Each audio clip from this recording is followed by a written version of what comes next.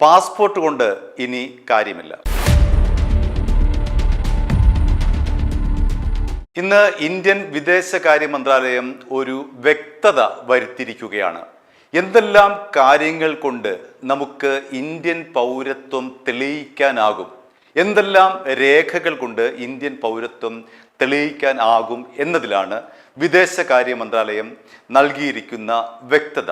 ഇത് വായിച്ചു കഴിയുമ്പോഴേക്കും അല്ലെങ്കിൽ ഇതേക്കുറിച്ച് പഠിച്ചു കഴിയുമ്പോഴേക്കും നമ്മുടെ കയ്യിലുള്ള ഒരു രേഖയും, ഒറ്റ രേഖ പോലും പൗരത്വം തെളിയിക്കാൻ പ്രാപ്തമായ രേഖകളല്ല. ഡ്രൈവിംഗ് ലൈസൻസ് അല്ല, പാസ്പോർട്ടല്ല, അതേപോലെ പാൻ കാർഡല്ല, വോട്ടർ ഐ ഡി കാർഡല്ല, ആധാറല്ല, അങ്ങനെ നിലവിലുള്ള ഒന്നും ഇന്ത്യൻ പൗരത്വം തെളിയിക്കാനുള്ള രേഖയല്ലെന്നാണ് ഇന്ന് വിദേശകാര്യ മന്ത്രാലയം വ്യക്തമാക്കിയിരിക്കുന്നത്. അതിലെ ഏറ്റവും പ്രധാനപ്പെട്ട ഒരു കാര്യം, ഇന്ത്യൻ പാസ്പോർട്ട് ഉണ്ട് എന്ന് കരുതി ഒരാൾ ഇന്ത്യൻ പൗരനാകുന്നില്ല. അയാൾക്ക് ഈ പാസ്പോർട്ട് കൊണ്ട് ഇന്ത്യൻ പൗരത്വം തെളിയിക്കാൻ കഴിയില്ല. അതിനുള്ള കാരണം ഇന്ത്യൻ വിദേശകാര്യ മന്ത്രാലയം ഈ പറയുന്ന ഉത്തരവിൽ വളരെ വ്യക്തമായി പറയുന്നുണ്ട്. പാസ്പോർട്ട് എന്ന് പറയുന്നത് പൗരത്വം തെളിയിക്കാനുള്ള ഒരു രേഖയല്ല, മറിച്ച് അത് വെറും ഒരു യാത്രാരേഖ മാത്രമാണ്. അത് പൗരത്വം തെളിയിക്കാനുള്ള രേഖയായി ഔദ്യോഗികമായി സ്വീകരിക്കാൻ പാടില്ല.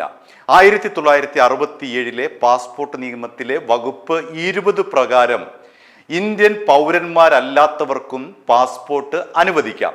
അങ്ങനെ വരുമ്പോൾ അവർക്കും ഇന്ത്യൻ പൗരനാണ് എന്ന് സ്ഥാപിക്കാനാകും. അതുകൊണ്ട് പാസ്പോർട്ട് എന്ന് പറയുന്നത് യാത്രാരേഖ മാത്രമാണ്. ഉദാഹരണമായി 1967 പാസ്പോർട്ട് നിയമത്തിലെ വകുപ്പ് 20, ഈ 20 പ്രകാരം ഒരു ഉദാഹരണം പറയാം.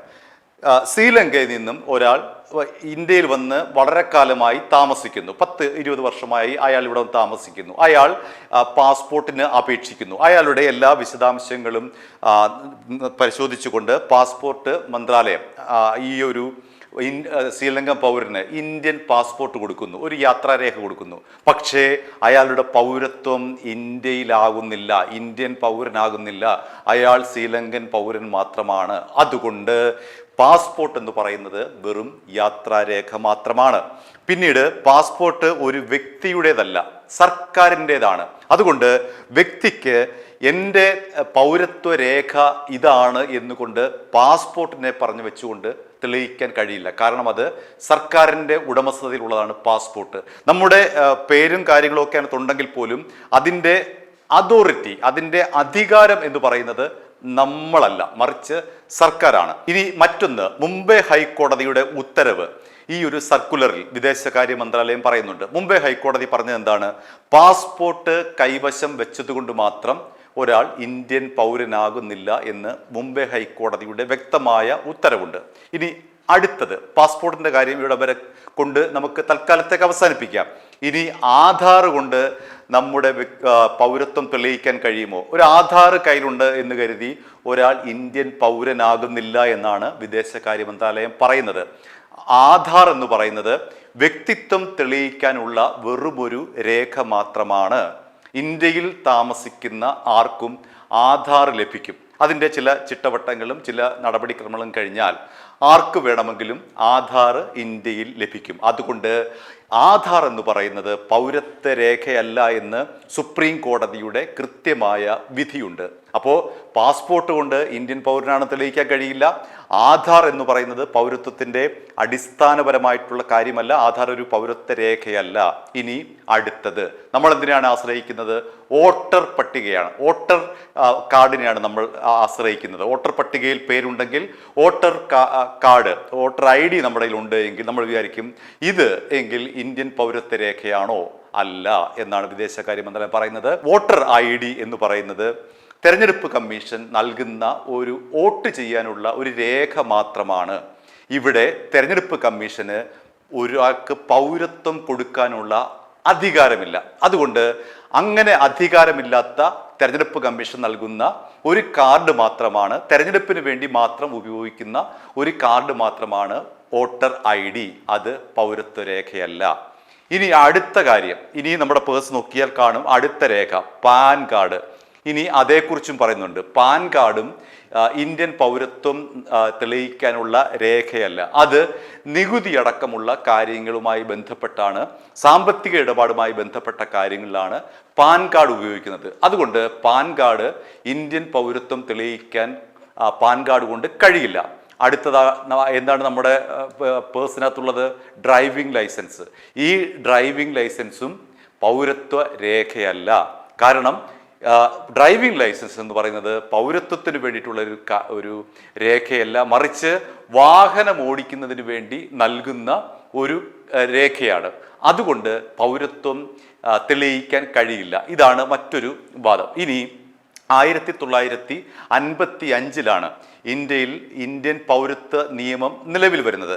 അതിൽ എന്തൊക്കെയാണ് പറയുന്നത്, അതിനെ അടിസ്ഥാനപ്പെടുത്തിയായിരിക്കും നമ്മുടെ പൗരത്വം എന്നാണ് വിദേശകാര്യ മന്ത്രാലയം പറയുന്നത്. അതിൽ ഒന്നാമത്തെ കാര്യം, 1950 ജനുവരി 26-നും 1987 ജൂലൈ 1-നും ഇടയിൽ ജനിച്ചവരാണ് എങ്കിൽ ഇന്ത്യയിൽ ജനിച്ചെന്ന് തെളിയിക്കാൻ ജനന സർട്ടിഫിക്കറ്റ് മതിയാകും. 1950 ജനുവരി 26-നും 1987 ജൂലൈ 1-നും ഇടയിൽ ജനിച്ചവരാണെങ്കിൽ അവരുടെ ജനന സർട്ടിഫിക്കറ്റ് പഞ്ചായത്തോ മുനിസിപ്പാലിറ്റിയോ കോർപ്പറേഷനോ നൽകുന്ന ജനന സർട്ടിഫിക്കറ്റ് കാണിച്ചു കഴിഞ്ഞാൽ അവർ ഇന്ത്യൻ പൗരനാണെന്ന് തെളിയിക്കാൻ കഴിയും. ഇനി അടുത്തത്, 1987 ജൂലൈ 1-നും 2004 ഡിസംബർ 3-നും ഇടയിൽ ജനിച്ചവരാണെങ്കിൽ സ്വന്തം ജനന സർട്ടിഫിക്കറ്റ് മാത്രം പോരാ, മാതാപിതാക്കൾ സാക്ഷ്യപ്പെടുത്തിയ സർട്ടിഫിക്കറ്റ് വേണം. അതിൽ തന്നെ വീണ്ടും ഉപാധിയുണ്ട്. മാതാപിതാക്കൾ 2 പേരോ അല്ലെങ്കിൽ ഒരാളോ ഇന്ത്യൻ പൗരനായിരിക്കണം. ഒന്നുകിൽ അമ്മ ഇന്ത്യൻ പൗരനായിരിക്കണം, അല്ലെങ്കിൽ അച്ഛൻ ഇന്ത്യൻ പൗരനായിരിക്കണം. മാതാവോ പിതാവോ 2 പേരും കൂടി ഇന്ത്യയിൽ ആയിരുന്നെങ്കിൽ മാത്രമേ 1987 ജൂലൈ 1-നും 2004 ഡിസംബർ 3-നും ഇടയിൽ ജനിച്ചവർക്ക് സ്വന്തം ജനന സർട്ടിഫിക്കറ്റിന് പുറമെ ഈ പറയുന്ന മാതാപിതാക്കളുടെ അതേതെങ്കിലും അച്ഛനോ അമ്മയോ ഒരാൾ ഇന്ത്യൻ പൗരനാകണമെന്ന് നിർബന്ധമുണ്ട്. അവരുടെ രേഖ, സാക്ഷ്യപ്പെടുത്തിയ രേഖ കൂടി വേണം. ഇനി അടുത്തത്, 2004 ഡിസംബർ 3-ന് ശേഷം ജനിച്ചവർ മാതാപിതാക്കൾ 2 പേരും ഇന്ത്യയിലാണ് എന്ന് തെളിയിക്കണം. അമ്മയും അച്ഛനും ഇന്ത്യൻ പൗരന്മാരാണ് എന്ന് തെളിയിക്കണം. 2004 ഡിസംബർ 3-ന് ശേഷം ജനിക്കുന്നവർ. ഇനി ഇതെങ്ങനെ തെളിയിക്കും? രജിസ്ട്രേഷൻ സർട്ടിഫിക്കറ്റ് കൊണ്ട് തെളിയിക്കാനാകും. അതായത് ജനന മരണ സർട്ടിഫിക്കറ്റ് ഉണ്ടല്ലോ, നമ്മൾ ഒരു കുട്ടി ജനിച്ചു കഴിഞ്ഞാൽ ഇത്ര ദിവസത്തിനകം പഞ്ചായത്തിലോ മുനിസിപ്പാലിറ്റിയോ കോർപ്പറേഷനിലോ പോയി ഈ ജനനം രജിസ്റ്റർ ചെയ്യണം. മരിച്ചു കഴിഞ്ഞാലും അതേപോലെ തന്നെ രജിസ്റ്റർ ചെയ്യണം. അപ്പോൾ അവിടെ രജിസ്റ്റർ ചെയ്യുമ്പോൾ നമുക്ക് ലഭിക്കുന്ന രജിസ്ട്രേഷൻ വഴി ലഭിക്കുന്ന സർട്ടിഫിക്കറ്റ് ഇന്ത്യൻ പൗരത്വ രേഖയാണ്. മാത്രമല്ല അടുത്തത് ജനന സർട്ടിഫിക്കറ്റ് കൊണ്ട്, ഇപ്പോൾ ഈ പറയുന്ന ജനന സർട്ടിഫിക്കറ്റ് മാത്രം പൗരത്വത്തിന് രേഖയായി തെളിയിക്കാം, അല്ലെങ്കിൽ അതിനെ സ്വീകരിക്കാം. മാതാപിതാക്കളുടെ പൗരത്വം, മാതാവും പിതാവും ഇന്ത്യൻ പൗരത്വമുള്ളവരാണ് എന്ന് അവരുടെ ജനന സർട്ടിഫിക്കറ്റ് ഉണ്ട് എങ്കിൽ അവരുടെ മക്കളും സ്വാഭാവികമായി അവരുടെയും ജനന സർട്ടിഫിക്കറ്റ് ഉണ്ട് എങ്കിൽ ഇന്ത്യൻ പൗരത്വം തെളിയിക്കാൻ കഴിയും.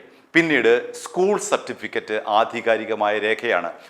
ഒരു കുട്ടിയെ 5 വയസ്സിലോ 6 വയസ്സിലോ 1-ാം ക്ലാസ്സിൽ ചേർക്കുമ്പോൾ സ്കൂളിൽ നമ്മൾ വിശദമായിട്ട് എല്ലാ കാര്യങ്ങളും കൊടുക്കുന്നുണ്ട്. അച്ഛൻ്റെ പേര്, അമ്മയുടെ പേര്, ജനിച്ച മതം, ജാതി, വർഷം മാസം തുടങ്ങിയവയെല്ലാം തന്നെ സ്കൂളിൽ കൊടുക്കുന്നുണ്ട്. അതുകൊണ്ട് സ്കൂളിലെ സർട്ടിഫിക്കറ്റ് ഇന്ത്യൻ പൗരത്വ രേഖയായി കണക്കാക്കും. ഇനി അടുത്തത് റവന്യൂ രേഖകൾ.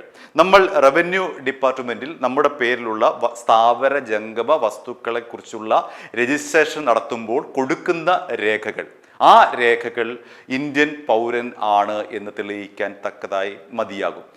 ചുരുക്കി പറഞ്ഞു കഴിഞ്ഞാൽ നമ്മളിപ്പോൾ കൊണ്ടു നടക്കുന്ന ഈ പാസ്പോർട്ടും അത് ആധാർ കാർഡും അതേപോലെ പാൻ കാർഡും വോട്ടർ കാർഡും ഡ്രൈവിംഗ് ലൈസൻസും ഇതൊന്നും തന്നെ ഇന്ത്യൻ പൗരനാകാനുള്ള രേഖയല്ല, ഇന്ത്യൻ പൗരത്വം തെളിയിക്കാനുള്ള രേഖയല്ല എന്നാണ് വിദേശകാര്യ മന്ത്രാലയം പറഞ്ഞു വയ്ക്കുന്നത്. അപ്പോൾ ചുരുക്കത്തിൽ പെട്ടുപോകും, എന്താണ് ഇന്ത്യൻ പൗരത്വം ലഭിക്കാനുള്ള ഏക ഒരു വഴി എന്ന് ചോദിച്ചാൽ അങ്ങനെ ഒറ്റ ഒരു കാർഡോ ഏതെങ്കിലും ഒരു രേഖയോ ഇല്ല എന്നുള്ളതാണ് യാഥാർത്ഥ്യം.